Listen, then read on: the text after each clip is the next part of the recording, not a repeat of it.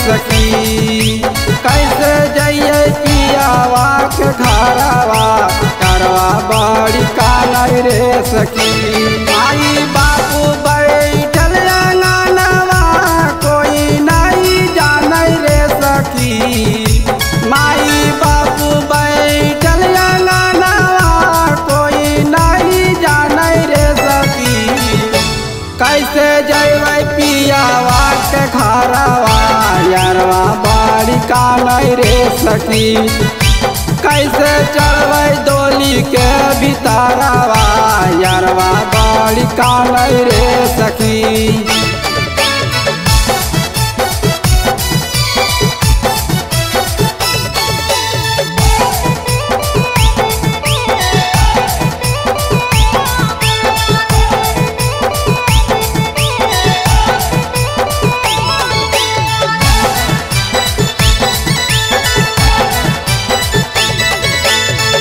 चुटकी भर सिंदरा जब लगैते पीवा मंगिया में हाकू पगला लगैते दैया में यगिया गे। चुटकी भर सिंदरा जब लगैते पीवा मंगिया में हाकू पगला लगैते दैया में यगिया गे। मार ले पियावा के गोलिया कूदै बड़ी पानई रे सखी। मार ले पियावा के गोलिया कूदै बड़ी पानई रे सखी। कैसे जइए डोली के भीतरवा भरवा बड़ी कानई रे सखी। कैसे जइए डोली के भीतरवा भरवा बड़ी कानई रे सखी।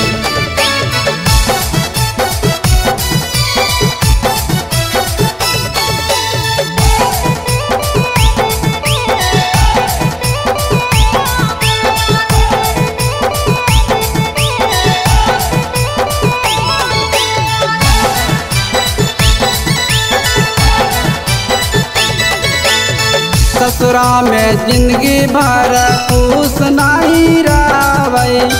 दिलवा के बतिया सखिया के करा से करबै। ससुरा में जिंदगी भर खुश नहीं रहबै। दिलवा के बतिया सखिया के करा से करबै। राइटर ओमकांत अपन रानिया के सबसे ज्यादा मानई रे सखी। नागेश्वर हाथ नहीं छोड़े हमर अपन वरिया टानई रे सखी। कैसे जब पियावा के घरवा यारवा बड़ी कानई रे सखी। कैसे चढ़बै डोली के भीतरवा यारवा बड़ी कानई रे सखी।